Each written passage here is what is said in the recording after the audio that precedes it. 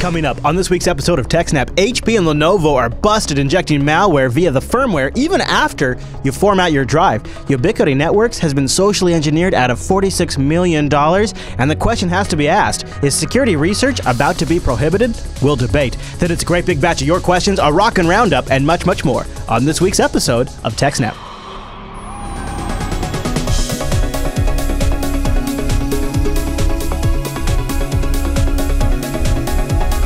Hi everyone, and welcome to TechSNAP. This is episode 228 of Jupiter Broadcasting's weekly Systems Network and Administration podcast. We stream this episode live on August 13th, 2015. Oh, this episode is brought to you by our three fine sponsors, DigitalOcean, Ting, and IX Systems. I'll tell you more about those great sponsors as this here show goes on. But our live stream, ooh, that's the secret sauce. It's powered by that incredible Scale Engine over at scaleengine.com. You should go check that out. My name is Chris, and joining us every single week is our host, the admin, the tech, and the teacher, Mr. Alan Jude. Hey there, Alan. Hey, Chris, everybody. Thanks for watching. Hey, Alan. I'm glad to say the Skype connection's holding. We're doing a double snap today. We're pre-recording a little bit, so we're doing this one live on the 13th. And I probably shouldn't have said anything. I'm going to knock on wood. I got a wood desk right here. And so far, it's been holding up good, which is not too bad, considering we have a steady video connection back and forth this entire time. And Alan, today's first story, it is blowing up today as we record. So I don't know where it's going to be at the time this goes live, but this is a fascinating story about how getting malware on a chip basically could make wiping a drive completely irrelevant. And it turns out it's happening at a pretty large scale by vendors I thought we kind of trusted. What's happening? Well, what's worse here is not so much that, Lenovo and HP and so on are doing it, is that Microsoft built it in as a feature of Windows 8 and above.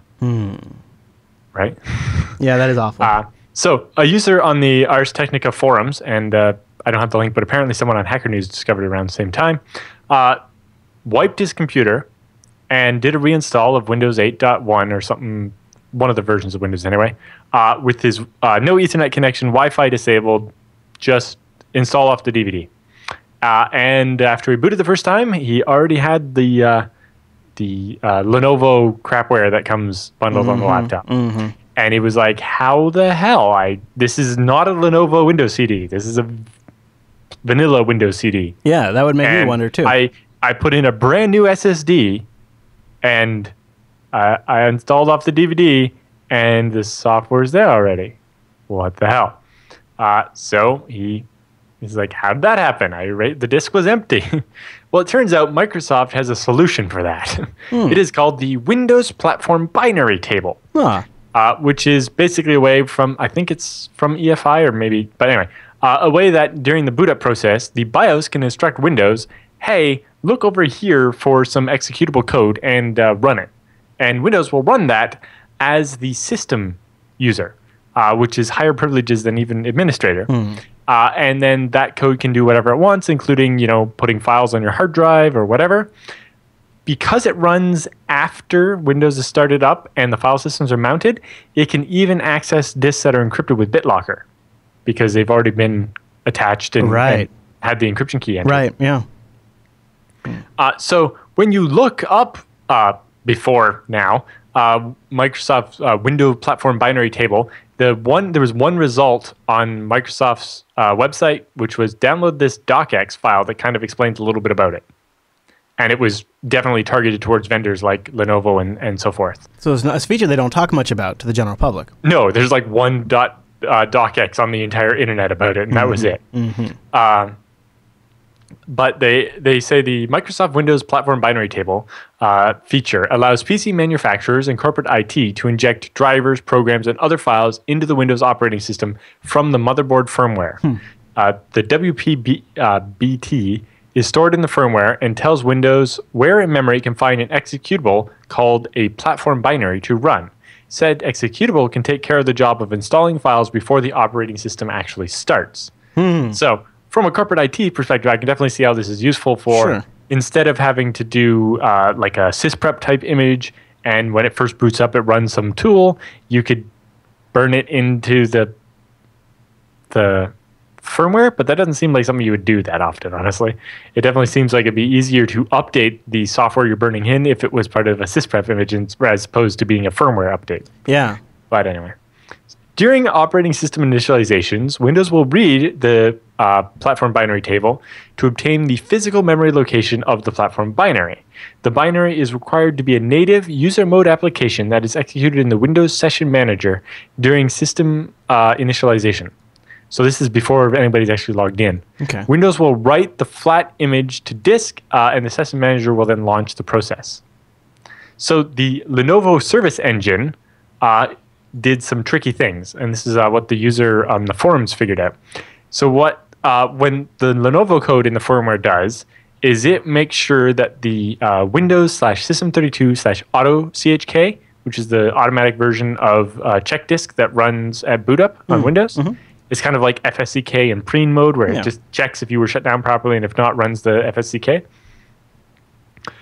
Well, if it was not the Lenovo version of that file, but instead was Microsoft's official one or something, the Lenovo platform binary would rename it and then install its own file there. Really? And then when its file was run during setup, it would go and install Lenovo update.exe and Lenovo check.exe and so on. That would go and get driver updates from Lenovo, and they have this hardware integrity check they want you to run every like 60 days, and it pops up and annoys you if you're running Windows. It's weird. Anyway. And then, it'll copy those executables into the directory during boot up. So if you uninstall and delete the programs, the LSE firmware will just bring them back the next time you reboot. So the Microsoft documentation tries to make it clear. It says the primary purpose of the platform binary table is to allow critical software to persist even when the operating system has changed or been reinstalled in a clean configuration. Because this feature provides the ability to persistently execute system software in the context of Windows, it becomes critical that the Windows platform binary table based solutions are as secure as possible and do not expose Windows users to exploitable conditions. Which is kind of funny because the entire platform binary table feature exposes Windows users to exploitable conditions. This seems really dangerous for for exploit. It's just like, at least the binary should have had to have been signed by Microsoft or something. Or approved maybe or something. I can understand it makes sense to be able to have some bit of stuff that will survive reformatting the disk, especially when things like Lenovo don't give you a recovery CD or whatever. But in general, the parts I want to survive are not the crapware. And specifically the point where Microsoft's like, the software you stick in here has to be as secure as possible, even though we don't check. Turns out not the case. The software that's currently in there from Lenovo was found to have a buffer overflow vulnerability that could be used to get administrator level privileges on the machine. Jeez, you're kidding me. That bug's been reported, but the details are not available because it hasn't been fixed yet. But after Lenovo learned of the bug in April, it dawned on the company that the current Lenovo Service Engine was falling foul of Microsoft's security guidelines for using the powerful, they say, but horrible security implications platform binary table feature. 2 months later in June, it pulled the whole thing. So Lenovo doesn't do this anymore since June. Of course, that doesn't help a laptop you bought over since Windows 8 came out, basically. But luckily, if you're not running Windows 8, if you have Windows 7 or running Linux or whatever, your computer's not affected. Because that raised the immediate question, because when they found it at Ars Technica, they thought that it was just code that ran in the BIOS, and then found out, your disk is NTFS, I'm just going to write this file here. But it actually happens later once Windows is started and is using the Windows NTFS driver.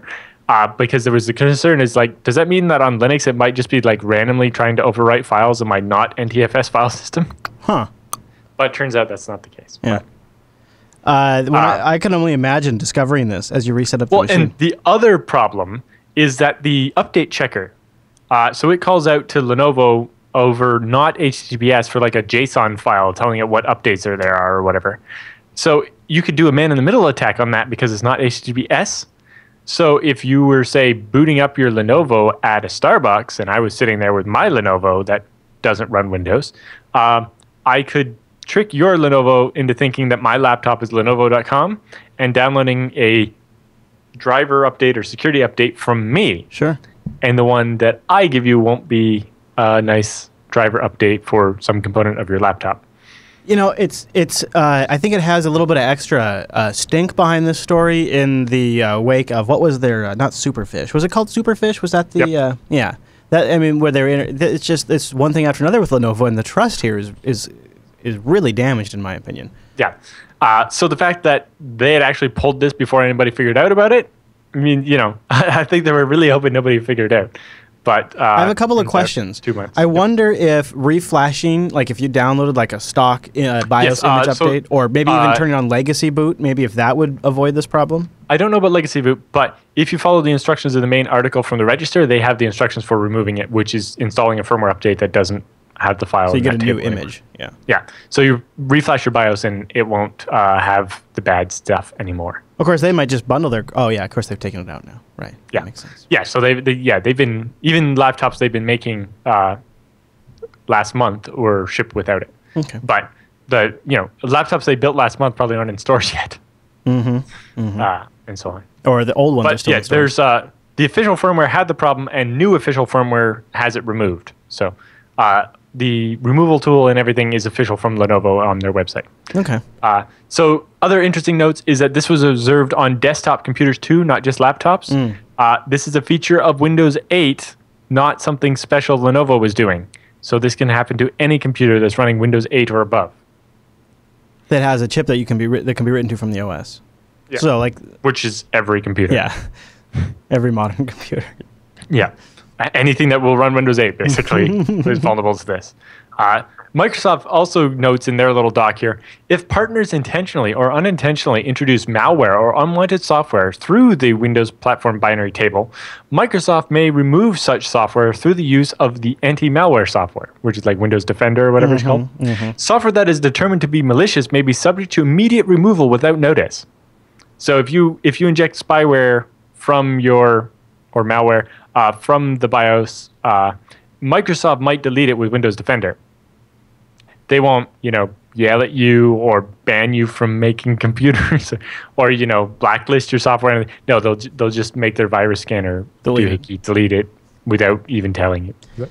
It's like, if it's just going to get reinstalled every time I reboot, that's not really accomplished much, has it? It makes it sound like they're trying not to draw attention to this feature. Yeah, and basically it's all goodwill type thing now, right? It's like, Microsoft says you shouldn't install malware, and if you do, we might delete it. So don't install malware. They don't really have a way to enforce it. They really need signing at least or something, but they just should not have that feature. That's just I'm amazed that they've introduced this in such a late stage in their operating system development and not. Well, apparently it's been there since Windows 8. Yeah, that's what I'm saying. Like by 8, they know about signing code. They know about like drivers have to be signed. Like they obviously are familiar with this process. They didn't introduce that. Any other thoughts, Alan? No, but there's lots of extra links at the bottom of the article too. Well, let me tell you about a vendor that gets it right. That's IX Systems. And I want you to go to ixsystems.com/TechSNAP to support this show, but also to get their white paper on why IX Systems makes a difference. When you need to build a solution around open source and something that's mission critical, you don't want a vendor that's going to punt the blame as soon as you run into a problem. And you want somebody who can work with you with a white glove experience to really create the solution that's going to solve your problem. Go to ixsystems.com/TechSNAP and see what I'm talking about. Then visit their main page and explore around. Everything. They have free NAS to true NAS. I mean, the whole range of products.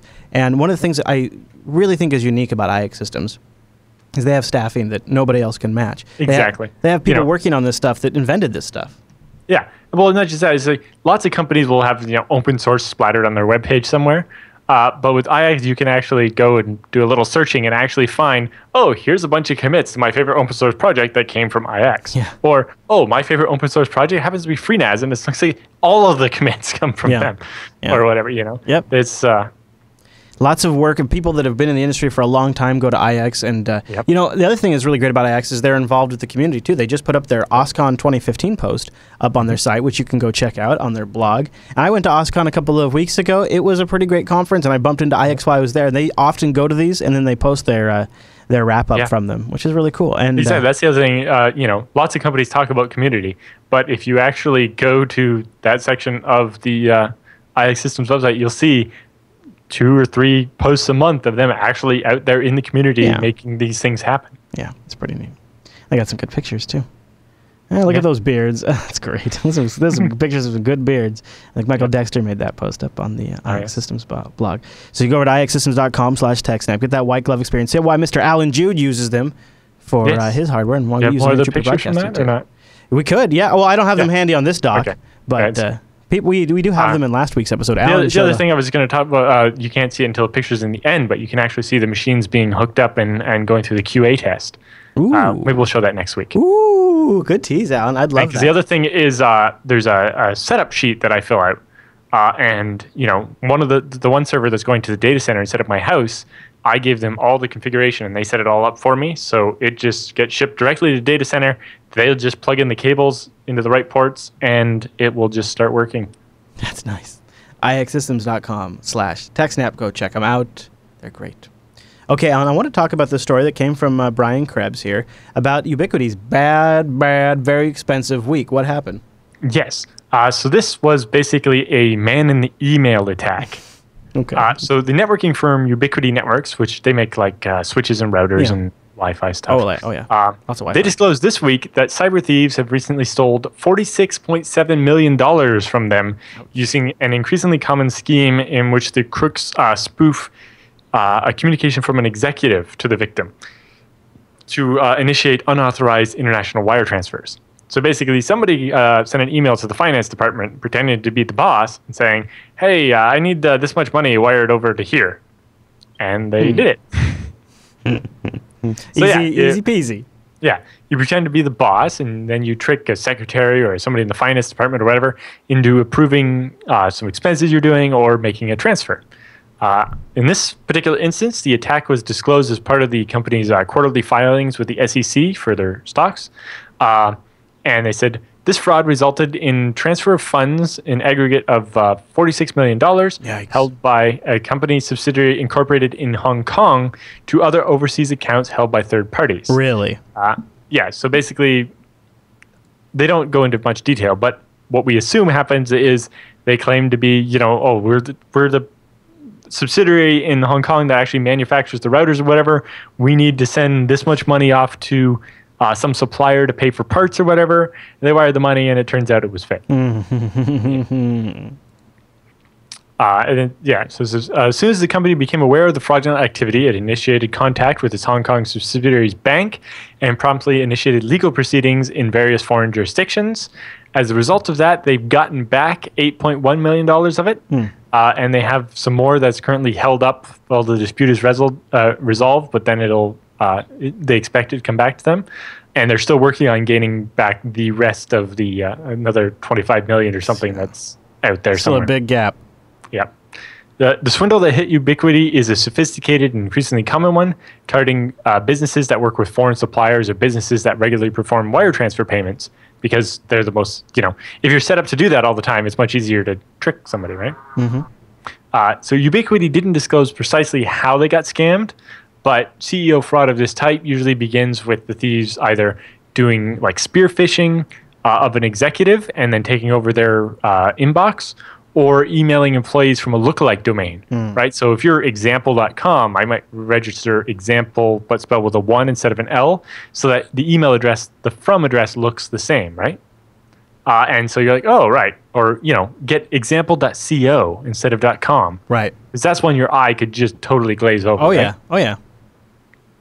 And I send the message from that domain, and so you get an email, and it looks like it's from me. It's got my typical signature because, or, it can even be not detected as spam or whatever because I did it by taking over the CEO's actual inbox. Which would look legit. Yeah, exactly. So, and because if I have his inbox, I can read other emails he sent to know how he does the salutation or whatever. Reset passwords. Right. I can also reset passwords, but also I can answer email back, but mostly I can read some emails he sent before, so I can sound more like them when I'm sending the email. Right. The FBI has an advisory about scams like this for a little while, and they recommend businesses adopt two-factor or multi-step authentication for email if it's available, or establish other communication channels. So if somebody sends you an email asking you to wire $30 million somewhere, maybe give them a phone call and make sure that that's right. Seems like such a big amount of money not to have some more verification. Well, yeah, at least to do a phone call. But, you know, at the same time, it's like if you know that the guy's traveling to Asia to set up a deal or something, and he sends you an email asking you to transfer the money, it's like, well, with time zones, he's not going to be awake at the same time as that the office is open or whatever, or, you know, phone calls cost $3 a minute in that country. Yeah, things like that. Yeah. But, you know, $3 a minute doesn't quite add up to $30 million. No. Yep. Yeah. Businesses are also advised to exercise restraint when publishing information about employee activities on their website or through social media, as attackers perpetrating these schemes often will try to discover information about when executives at a targeted organization will be traveling or otherwise out of the office. Sure. You know, it's great to spoof, pretend to be somebody when they're on an airplane and can't be reached otherwise. Yeah, that makes sense. But they say, unlike traditional phishing scams, spoofed emails used in CEO fraud schemes like this are unlikely to set off spam traps because these are targeted phishing scams, not the mass email junk you normally see. The crooks behind them take the time to understand the target's organization, the relationships, activities, and interests in travel and purchasing plans and so on. You know, if I know what your type of business is, I'm going to make it sound more plausible. Whereas if I'm just sending a spam to, like, you know, 20,000 people, most of them aren't in the middle of placing an order for router parts to China, right? Mm-hmm. Yeah. So, yeah, you're not going to see your typical broken English and bad punctuation and stuff. Oftentimes, they're going to have, like, done research and know a bunch of things about people and things like that. Mm-hmm. So on the surface, business email compromise scams may be unsophisticated relative to money-making schemes using complex malware like Dire or Zeus, but in many ways, the man-in-the-email attacks are actually more versatile and adept at sidestepping basic security strategies used by banks and their customers, because instead of having, you know, even if a company has two-factor authentication on their bank account, I'm defeating that if I'm convincing you to send the money for me. Right. If I call the finance department and they log in and use their two-factor authentication to send the email or the money, I've just worked around that system. Mm-hmm. You know, so even two-factor might not actually be enough of a solution here. Although having two-factor on email addresses means it's much harder for someone to take over your email address. The chat room seems to, the chat room, you know, they find this to be particularly interesting because what it really comes down to is it's hacking humans, really. Yep. Exactly. And almost anybody could do that with just a little bit of knowledge, a little bit of understanding of human behavior, and you get access to something like an email account. Doesn't take, you don't have to be some sort of coding wizard. It, right? You can actually spoof the from address on an email easily. You just, you know, and if you set your reply to be something that's one letter off or something, you can trick most people. Yeah. Yeah, it's a good observation, chat room, and I saw a great one. I got a phishing scam. The first time actually I've ever got a phishing scam that was actually my bank. They usually always are, you know, there's only like 5 banks in Canada, but they've always been one of the other banks, like RBC or BMO or something. Yeah. You have a bank called BMO? Bank of Montreal. Oh, so okay. BMO. Cool. Yeah. So the click-through URL actually starts off exactly like the real one. Yeah. It's like www.easyweb.thebank blah blah blah.com dash and then instead of like slash login or whatever, they use just a dash. So the whole URL looks fine, and then it's like blah execution blah blah and then .yokamaui.com. It's like, oh, no, right. That doesn't look That's right. not real. No. But you know, they definitely made the URL look like the real thing by encoding the entire URL into the hostname. And, you know, I've seen that before, but that one just happened to come in this morning and look quite interesting. Yeah. Huh. Well, yeah, I've never had one that targeted my bank specifically because my bank's specific to Washington State. Right. But it's just interesting that doesn't happen more in Canada because we only have really like 5 major banks. But it just always happened. They were always like Royal Bank or Bank of Montreal or something. It's like, nope, not me. Plus, my bank never emails me, and if they do, it's to a certain special email address. So we'll have links to that story in the show notes. Is there any thoughts on that one before we move on? No, that's about it for that one. It's an interesting write-up. And ouch, $46 million Yeah, from a company you might have actually heard of, too. Yeah. Well, actually, because Noah works in hotel Wi-Fi, so he works in hotels and doing the IT for them, and he deploys Ubiquiti Wi-Fi fairly frequently. I don't know if it's like the number one system he deploys. They're basically one of the brands that most people like for centralized managed Wi-Fi. Yeah. Yeah. For, good devices that are actually, I think they're Linux-based. And yeah, he delivers essentially Wi-Fi as a service, and, he deploys a whole bunch of them. They detect, they're aware of each unit, so they can adjust their signal strength appropriately like you'd expect, and he has a dashboard back at his main office that he manages it all from. Right. And I just, interesting scam no matter what. But the fact that it hit a company most of our audience probably has heard of or maybe even dealt with just made it that much more interesting to everybody. It does kind of bring it home a little bit more. And also, when it's a technology company that deals with networking, you think they would know how to use email? Boy, especially when you're moving that much money. But when you target the CEOs in the finance department instead of the engineers in the IT department, this is what happens. Well put. All right, let me tell you about something else. That's DigitalOcean, sponsor of the TechSNAP program, and you can use our promo code SNAPOcean to get a $10 credit over at DigitalOcean. Wait, you don't know what DigitalOcean is? I'll tell you. DigitalOcean is a simple cloud hosting provider dedicated to offering the most intuitive and easy way for you to spin up your own cloud server. They have all Linux-backed machines using KVM as the virtualizer, SSDs for the disk I/O, and great connections out to the internet. You can get started in less than 55 seconds, and pricing plans start at only $5 a month for 512 megabytes of RAM, a 20 gigabyte SSD, 1 CPU, and a terabyte of transfer. And DigitalOcean has data center locations in New York, San Francisco, Singapore, Amsterdam, London, and Germany. And they have a brand new one in Germany that's so gorgeous. Their fastest SSDs yet, so that's nuts. 40 gigabit E connections to each hypervisor. That's nuts. And the location of their Germany data center is perfect for all of Germany's neighbors. So definitely check that out if you need to distribute something over there.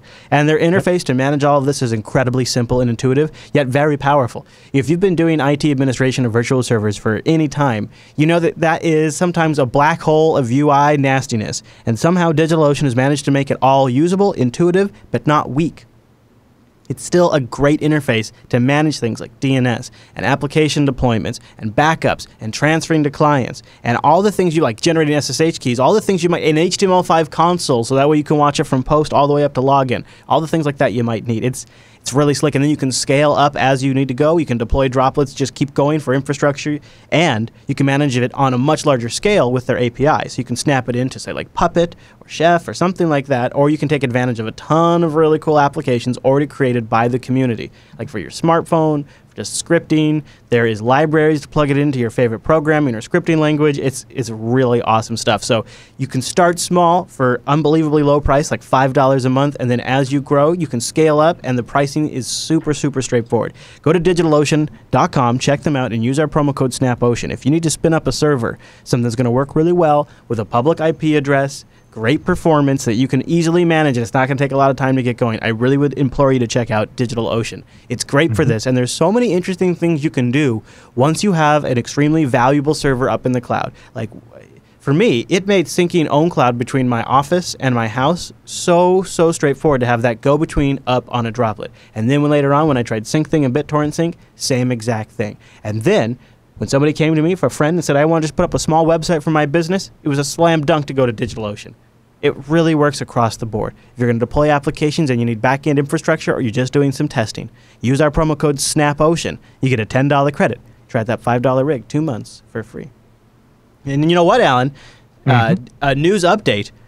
DigitalOcean has free BSD too. I don't know if you knew that. I don't know if you knew that, Alan. Oh, you probably did. I think you somehow have a free BSD hotline, don't you? Something happens with free BSD, you know about it. And I am a FreeBSD developer. That's true. So you actually literally do have a hotline. It's called an IRC chat room that's private. So DigitalOcean's got free BSD servers, Linux servers, all that stuff. Just use our promo code SNAPOcean. And a big thank you to DigitalOcean for sponsoring the TechSNAP program. Okay, on our next story here comes maybe out of Black Hat. I'm not quite sure. Tell me about it. So this is, it's kind of related to Black Hat, but not necessarily.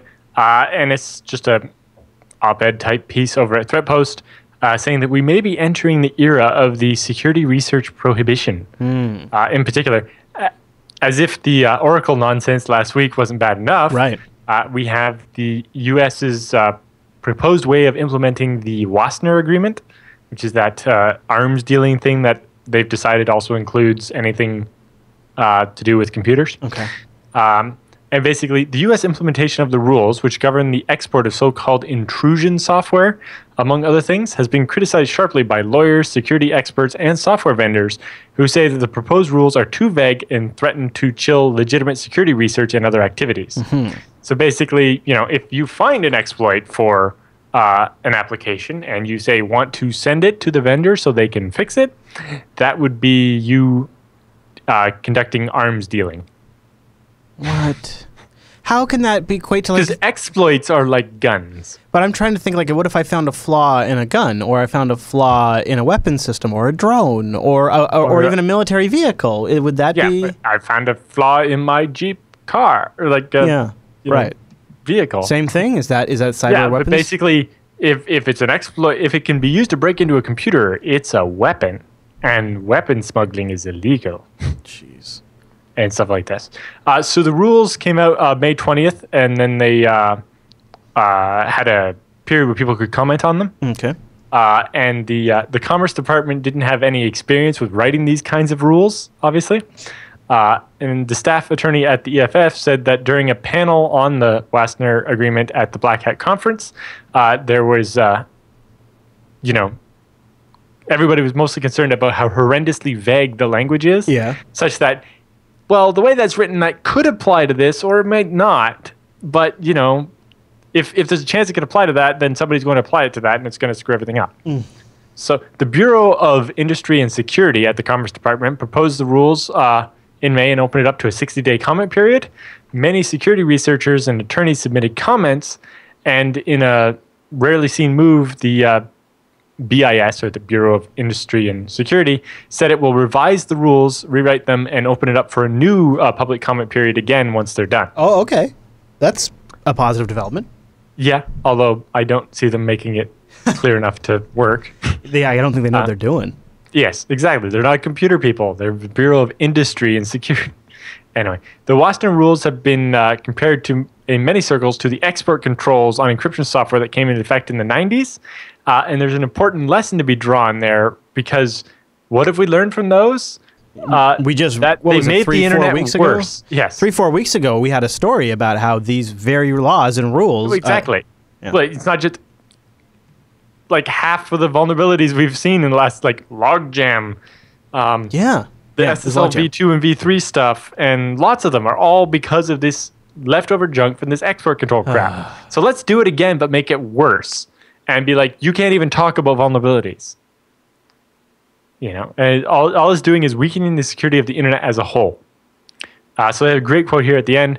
Because the BIS rules are currently written are so vague that they about what constitutes an intrusion or intrusion software, things such as Metasploit and other common offensive tools could be regulated, right? And we've already seen Rapid7, the company that distributes Metasploit, requiring you to promise you're not from certain countries in order to use the software and so on. Or that you don't work for any government to be able to use the software. And then depending how you interpret these rules, and they're so vague you can interpret them in any way, even sharing information about your own security research with a coworker in another country could be considered smuggling arms into that country, right? Researchers are quite wary of this kind of stuff because it means they literally can't talk to their colleagues about it. Yep. And then it's like, if I have to, jump through hoops just to be able to talk to somebody about this research I'm trying to do, it makes it really hard to do research. Yeah, it does. And I've heard the same complaint from Apple developers. If they can't talk to, because of NDAs from Apple, they have a hard time developing things, and they have to solve the same problems over and over again. Yep, we had. There's a great war story about that in this week's episode of BSD Now. We talked to Brian Cantrill, who came up with dtrace. And then, one day Apple calls up and is like, can you come up to Cupertino and talk to us about dtrace? And he's like, I'm not coming up to Cupertino, but if you guys want to come here. Like, good for him. How many people can we bring? Can we bring 10 people? And he's like, I suppose we have a big enough room for that, whatever. And then they started right away asking very specific questions like, oh, I wonder what they're doing. And then the other guy's like, the one guy from Apple's like, I'm not allowed to say, but here's some tickets to WWDC. And they announced that they had ported dtrace to Mac OS X. And it's like, yes, if they could have just asked the guy who wrote it some questions, or told them that that's what they were doing, they probably could have solved a lot of the issues they had with their initial implementation. Yeah, yeah. Boy. But yeah, secrecy doesn't really help here. You know, I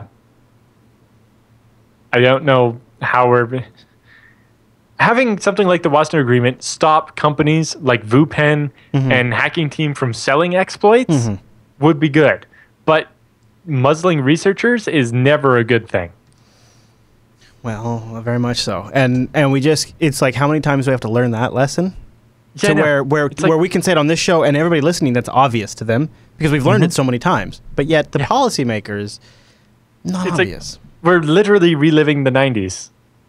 You know, doing the Clipper chip stuff and the key escrow, and then now the export agreements or restrictions on crypto, and it's just like, did we learn nothing in the last 20 years? Jeez, no kidding, Alan. You're right. It does feel like that a lot.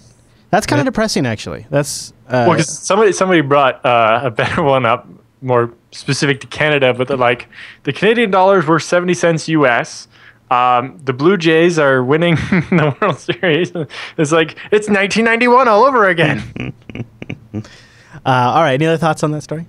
No, that's for that one. All right. Let me tell you about Ting. Ting is my cell phone company, and it's mobile that makes sense. And you can find out more by going to techsnap.ting.com. I'll tell you why they're my mobile company. I only pay for what I use.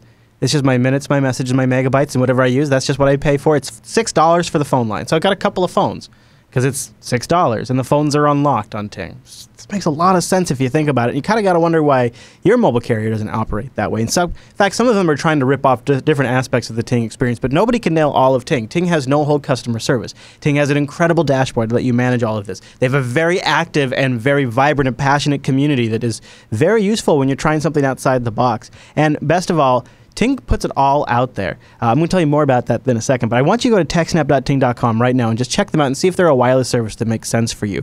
If you don't need to spend a whole bunch of money, like I was going over to the savings calculator, and different times my wife and I have had different cell phone plans, and Ting has a savings calculator where you put your actual monthly usage in. So say like I use 230 minutes and Angela uses 120. And say because we use Telegram or Hangouts, we get like 5 messages. And she gets like 1. I get like 5 from like alerting services that don't use anything but text. And then like megabytes, we're pretty good with Wi-Fi. So, you know, for travel and commute, I'll use around 500 megabytes, 480 megabytes. She uses a bit more because she's not quite as Wi-Fi savvy. So she'll use about 650 megabytes of data usage. And it's about 200 after tax and all that kind of stuff. But I don't really know exactly what it was. So I put 100 for her line, 100 for mine. I could tweak that a bit. You know, I could put like, I could say maybe it was 80 for my line and 80 for hers. That might be a little closer here. And then I'll hit calculate my savings. And then what Ting will do is they'll compare that bill against what your Ting bill would be. So right there, over 2 years period with that particular cell phone plan, that's a pretty common plan usage. You'd save $1,100, $1,116 over 2 years by switching to Ting. And they have a GSM and CDMA network you get to choose from. And if you go to techsnap.ting.com, they'll take $25 off your first device. Or if you have a Ting-compatible device, and you might, since they have both those networks, you get $25 of service credit. And something else we've been following with Ting, it's not directly related to their wireless service, but they're taking everything they've learned in wireless and they're trying to apply it to fiber internet. And we've been kind of following this in the TechSNAP program. And one of the things people notice is it costs $400 to set up fiber internet with Ting. And Alan, that probably doesn't sound like much to you, but it's but it is a lot it's a lot of money to some people. So Ting explains why installing fiber internet costs $400. Because unlike other fiber internet, they make you pay for a 3-year contract. Yeah. Well, and do you want to share how much your installation was? Do you want to just mention it? Well, my installation was free, so that's. I think it was the monthly. But mine was a 3-year contract. That's that's what it was. And then there was the monthly that was outrageous. It was a 3-year contract, but the monthly I won't make you say like what the $2,000. I won't make you say what the monthly cost is because that was the cost that was so outrageous. I thought that was the installation cost. It is, and it's guaranteed for 3 years. It's not fun. All right, so here's what they had to say. Jesus asks, why on the Ting Internet page are we charging $400 for Ting Internet installation? The $400 is really just to recoup the cost that is involved in installing the internet service. So, you know, we don't really have any desire to make any money off of the fee. It's really about just covering what is involved in bringing Ting Internet to a home.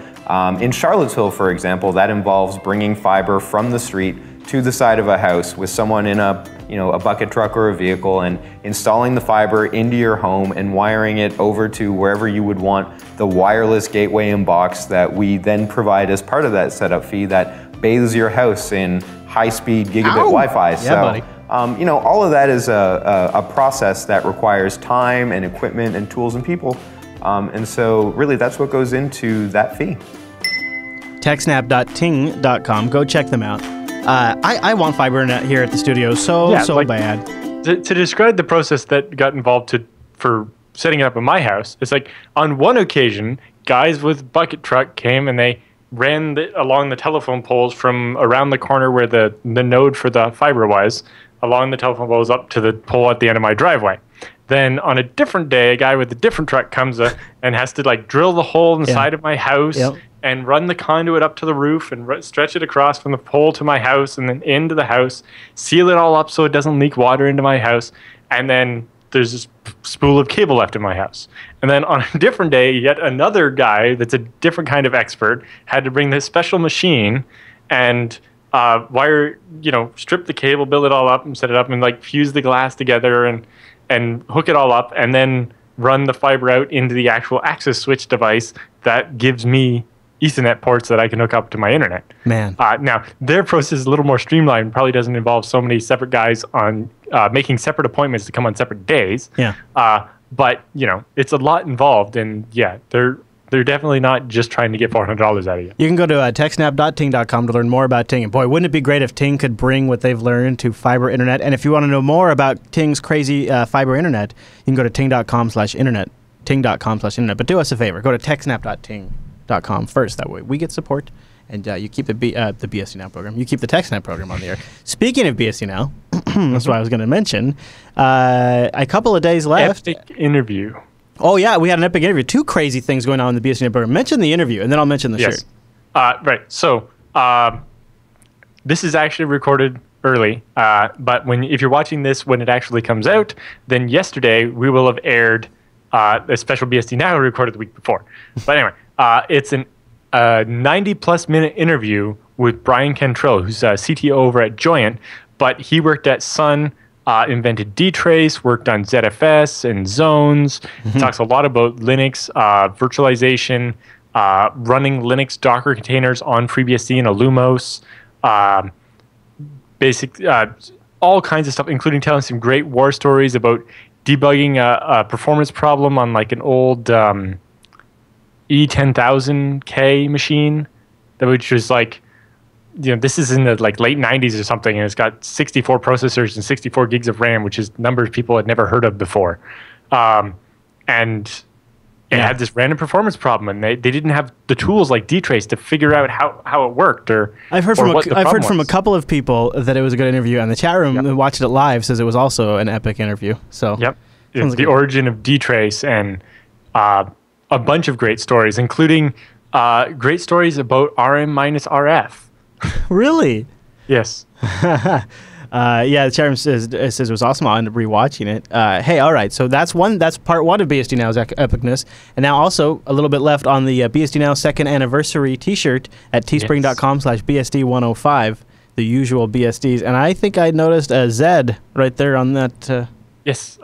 That's the FreeBSD mascot guy there with he's got a gold Z and then a hard drive. And then Puffy, the OpenBSD logo, he's got a Wi-Fi router, which he's broken in half to save you. And then NetBSD runs on everything, including flying toasters. Flying toasters, indeed. Teespring.com/BSD105. The shirt's met its goal, so they will be shipping, and you can grab one now for a few days left. It'll be less than what's showing on the screen. Right. You'll have until the end of August, so hurry up and get your order in. Yeah, very much, very much. All right, there you go. And with the news all done, that means it's time for the TechSNAP feedback.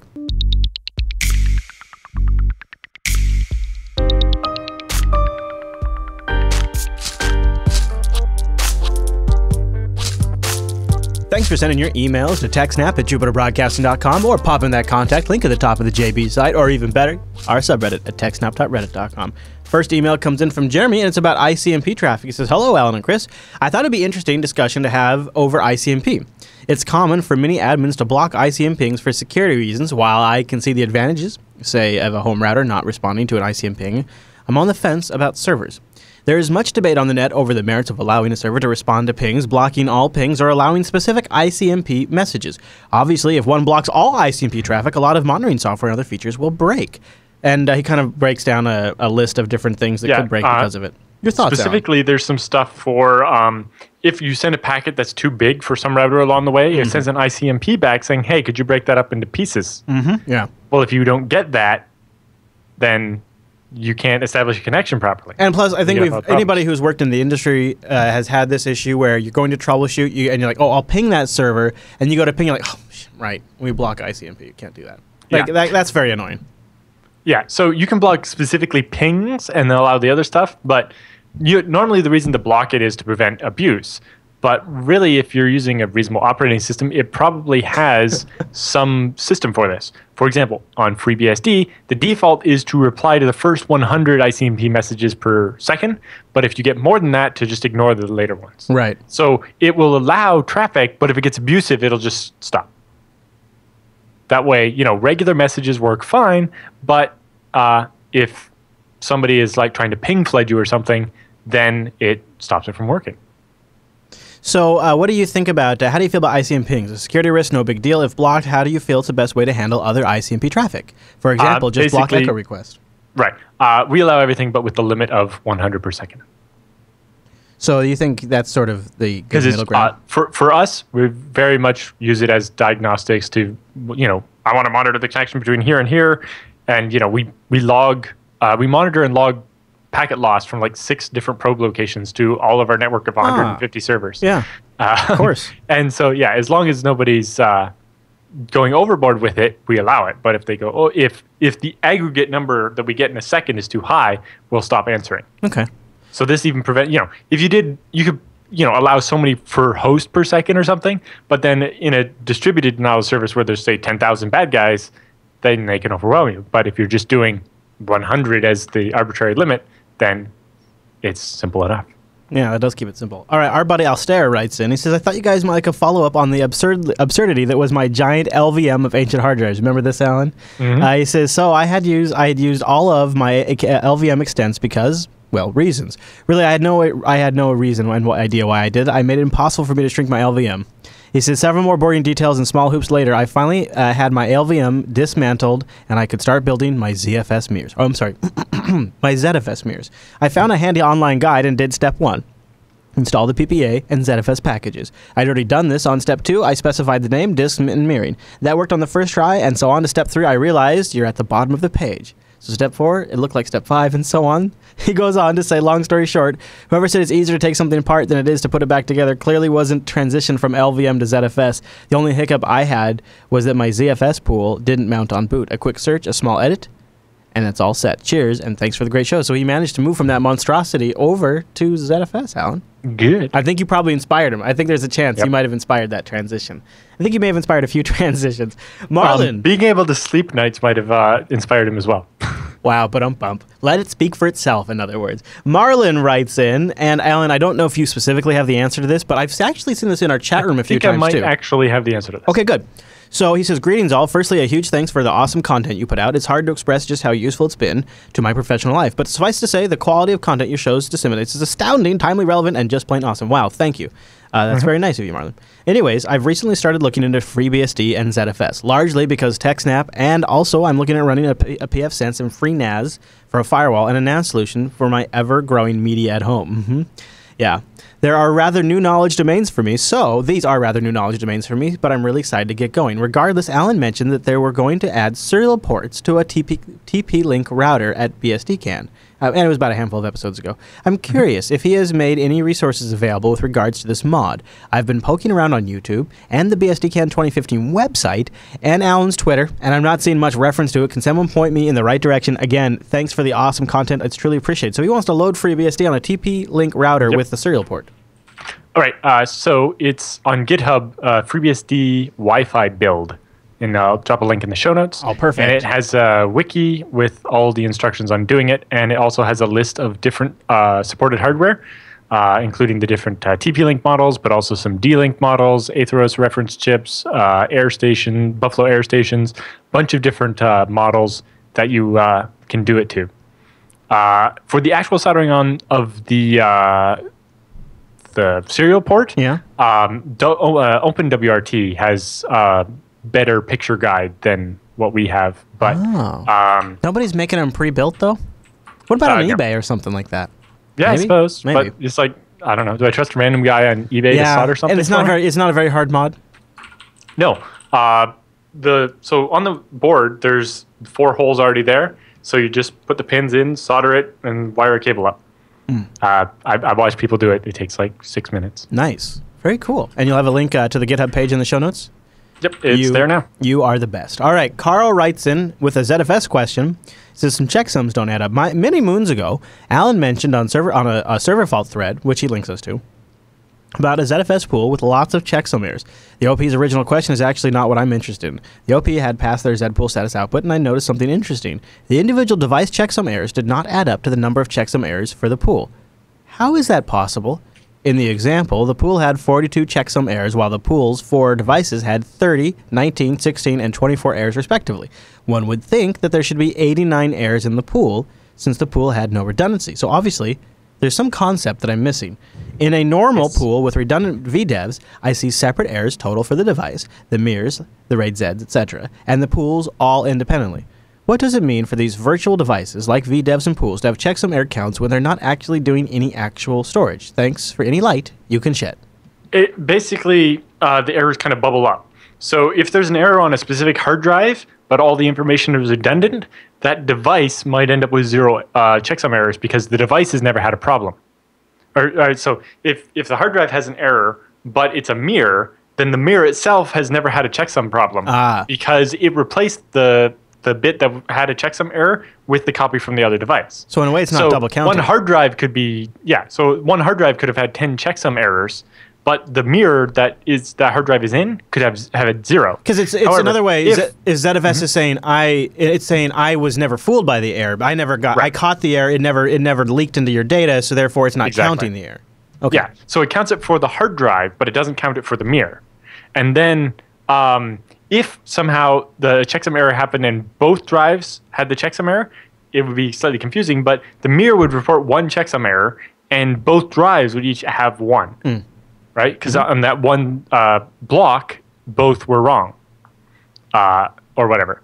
And then if you have, and then in your top level, again, it's if it trickles up. So if, because of the way ZFS works, if you have a checksum error at the mirror level, it's past the redundancy, so the pool's going to have had that many checksum errors as well. Okay.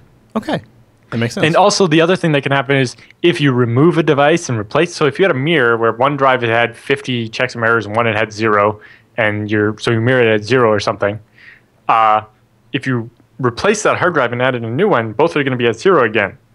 But, or if your mirror had 1 error in the past, but you end up over time removing both of those drives and replacing them, well, not at the same time. Then they'll both be back at 0, but the mirror will have 1. And so on. Okay. So it can be slightly confusing, but it basically shows you up to what level the errors had actually caused you problems. And also, if you do zpool status minus F or R, I forget. Anyway, it will actually list what files the checksum errors were in only if the checksum error was bad enough or basically made it high enough that it actually affected the file. Right, okay. Right, because if you have redundancy and the redundancy is enough to cover up the error, then no files were damaged. But if you have a no redundancy pool and there was a checksum error, ZFS will give you a list of the files saying, hey, this file at this offset you can't access because the data is gone. Sorry. You should have had redundancy. The errors will be lower at the higher levels, meaning is because ZFS managed to correct some of those errors. But obviously in a no redundancy pool, not all of them. This can be confusing because metadata about a file, if it's very important, even if you only have 1 disk, ZFS stored it in 3 different places on that disk. So it can have a checksum error and still recover from it even on a single disk. But but data errors in files, unless you have copies equals 2 or something, then 1 checksum error is going to take out that file. Whereas with metadata, depending on how important it is, it might have 2 or 3 copies automatically. And that's why you can end up ZFS actually being able to recover from some errors even in a single disk pool. Okay. And that's why the counts differ. That makes sense. Good question, Carl. If you'd like to send your question to the show, just go to jupiterbroadcasting.com, click the contact link, and choose TechSNAP from the drop-down. Or you can go to the subreddit, techsnap.reddit.com, or just email us directly, techsnap@jupiterbroadcasting.com. And we do want your questions, because we're recording double episodes over the next few weeks, so we want to add them all up and squirrel them away like squirrels do for the winter, but we do it for double episodes and then rock out your good questions. So if there's been something on your mind, send it in to us, and we'll answer it on a future episode of the TechSNAP program. But with the feedback all done, well, I guess that must mean it's time for the TechSNAP Roundup.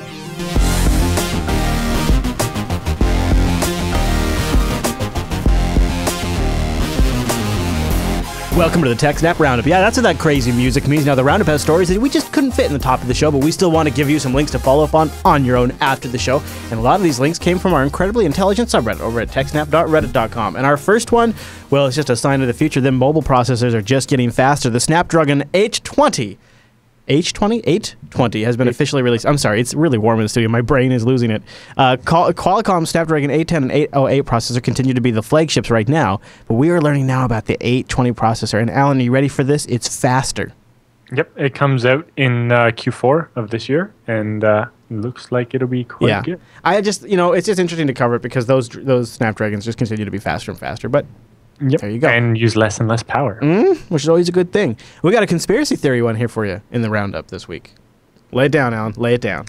So advertising networks, somebody who works inside of them has come forward saying that advertising networks purposely make sites slower by blocking the loading of the ads so they can let the auctions run longer so they can get a better price for the ad they show. I've wondered about that. Because, yes, on like any news site, the page load time is dominated by waiting for the ads. And it's like, how are the ad companies not design faster servers? It's not that hard to deliver images really quickly. I've done it. One of the factors when we decided no advertising on the Jupiter Broadcasting website. It was one of the factors. Well, it turns out they're purposely being slow so they can let the auction run longer so the price goes up. Dirty. Yep. Dirty play. Making my site more slower. details about that, go check it out. It's quite interesting. What do we know about this design flaw in the Intel processors that opens the door to rootkits? It's something like with the, like in the way... It's in the hardware, and there's not a good way to fix it. Yeah, there's some CPUs, some microcode Intel can patch for some, but it's like it goes way, way, way back in the x86 code. Yeah, so it only... Well, I don't know how far back it goes, but it mostly affects Sandy Bridge processors. Oh, I actually heard it went further back than that, but that's good. Okay, good. Apparently, the feature was first added in 1997. Oh, there you go. Yeah. But by leveraging the flaw, attackers can install a rootkit in the processor's system management mode, a protected region of code that underpins all firmware security features.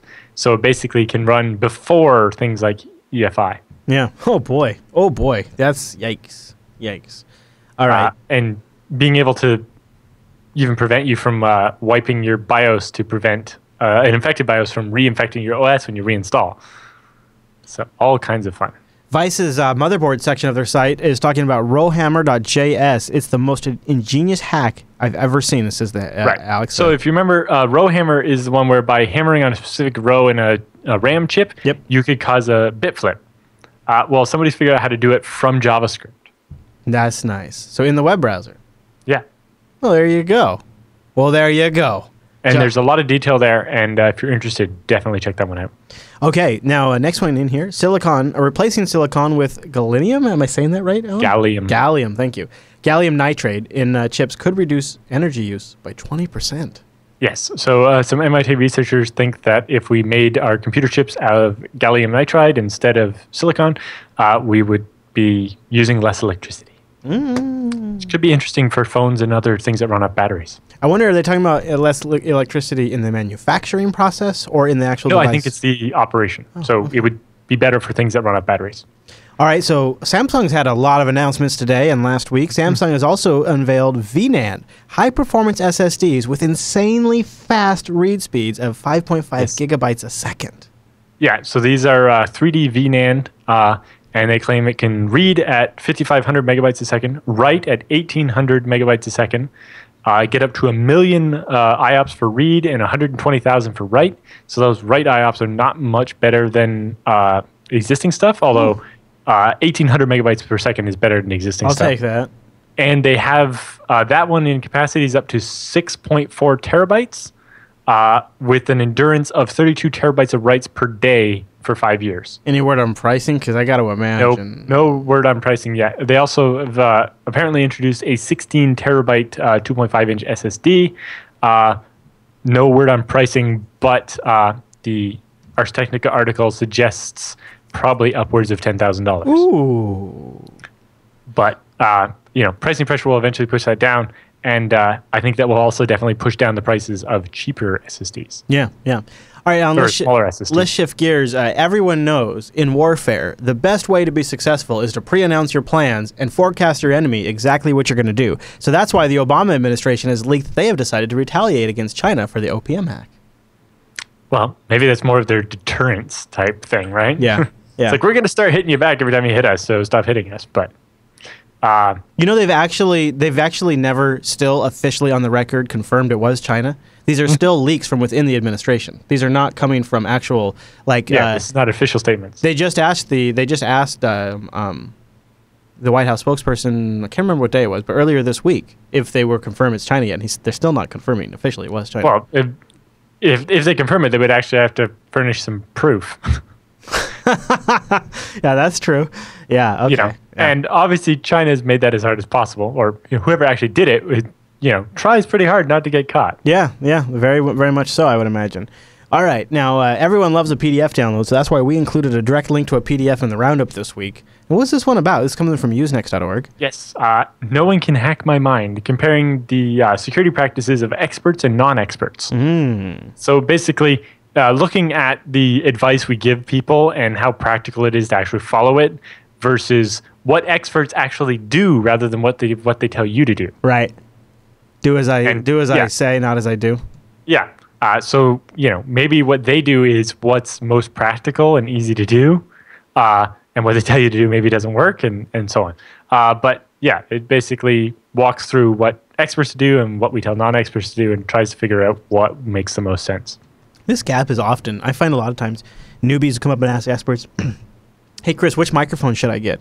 And a lot of times people in the room will be like, oh, you should get this microphone, you should get this microphone. They'll start jumping in and naming all these microphones. And they all suck. Like, none of the people in the room would ever be caught dead using that microphone, but they'll start recommending that microphone to newbies all the time. And it seems to be something about, for some reason, people who've gotten to become quote-unquote experts in the field, they still don't always preach what they actually practice. And that drives me crazy. Other times it's like, oh, well, you need two-factor authentication on everything, and you have to, be super paranoid all the time. And it's like, well, even you aren't that paranoid, right? Right. It's like, but there's a difference between, what you should do if you want to be secure and what you should do if you want to be reasonably secure, right? And so sometimes it also depends how you ask the question. Next story in the roundup. The European Central Bank has announced on Thursday, the 24th of July, it's a little bit ago, that the website was the victim of a cyber attack, resulting in the security of the site being compromised. Did you get a chance to see this one, Alan? It was recommended by the chat room. I didn't have that much time to research. The ECB stated that while most of the database was encrypted, some of the database held contact details such as email addresses, phone numbers, and addresses in unencrypted format. They believe that approximately 20,000 people that had registered with the bank's website were affected by the breach. Yep, I can see some spear phishing in the future. Spear phishing in the future, indeed.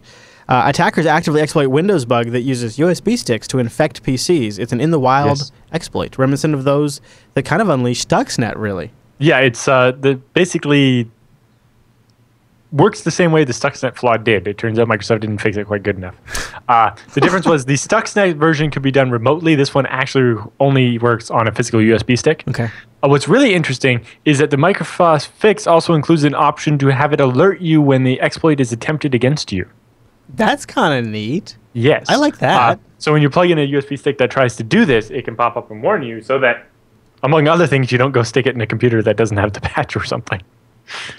I guess that would be nice because then you could let them know, hey, your USB device has this problem. You should get that or just throw it away. Or, hey, that one needs to go in a case or be smashed with a hammer or something. Yeah. Hey, Alan, the Roundup here always likes to prove that everybody does their best work when they rush, and that's why a rush to put death records online lets anyone be killed.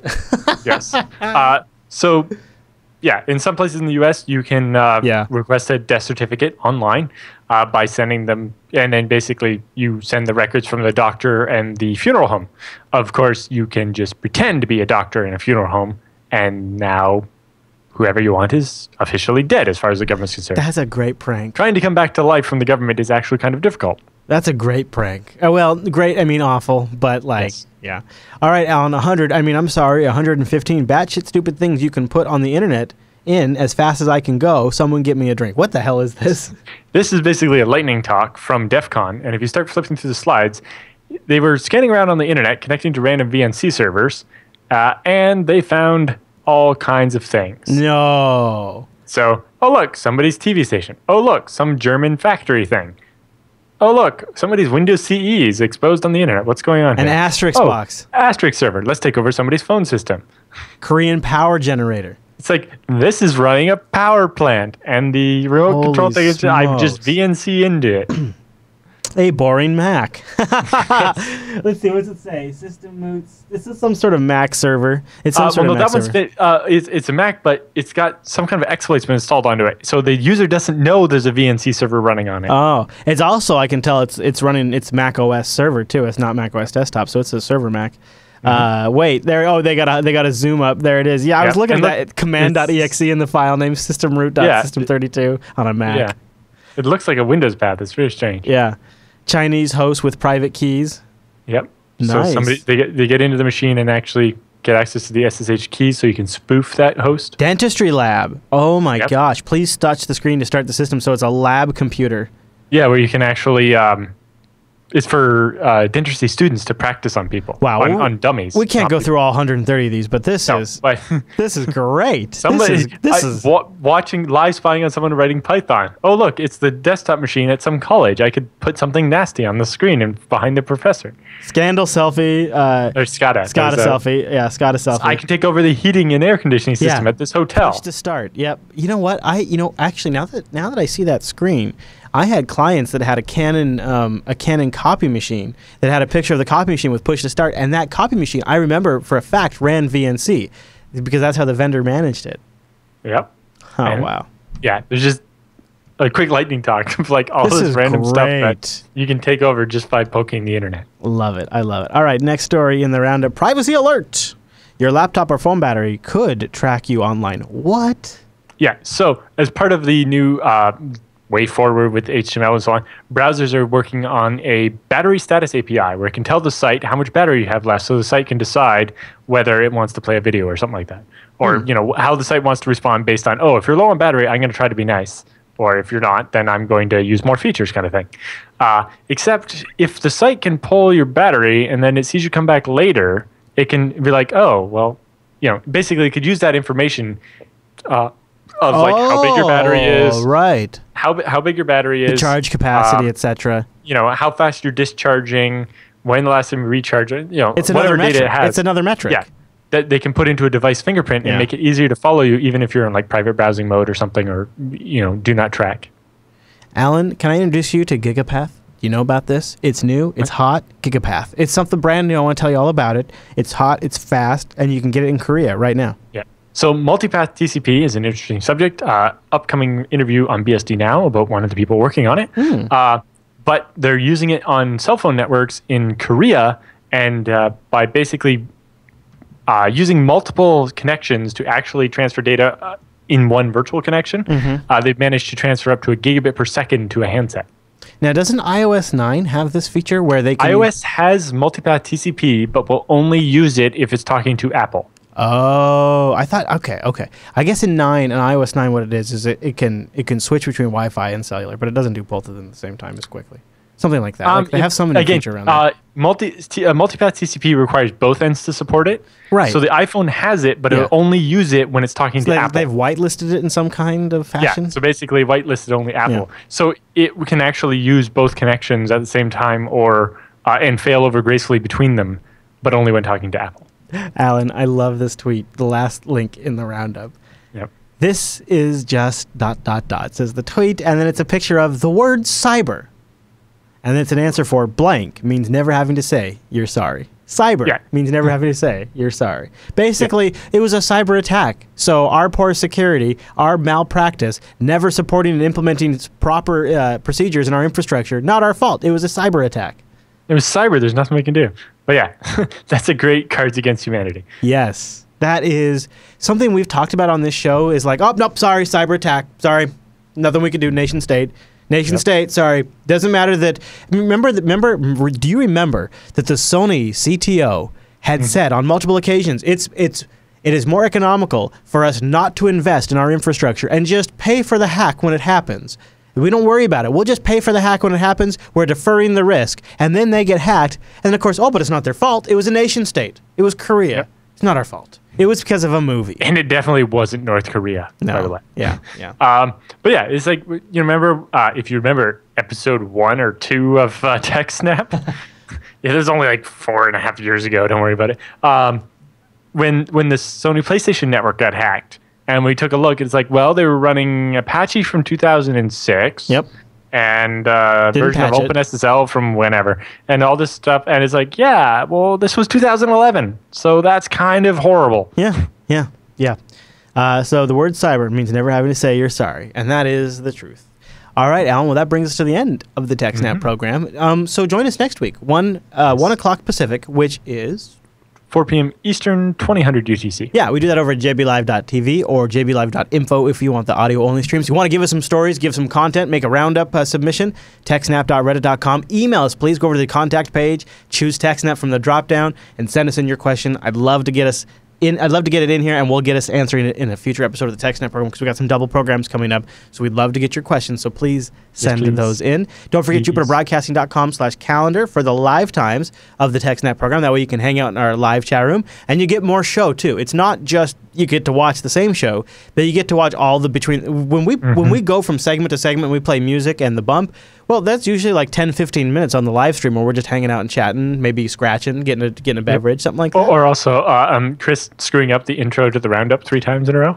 That happens too. Or playing Why Captain Kirk Climbs a Mountain. We also sometimes do that. Those kinds of things happen on the live stream that you only get on the TechSNAP live experience over at jblive.tv. And then also we try to get you to help pick a title, vote on the titles, and give us your feedback live. It's a good experience.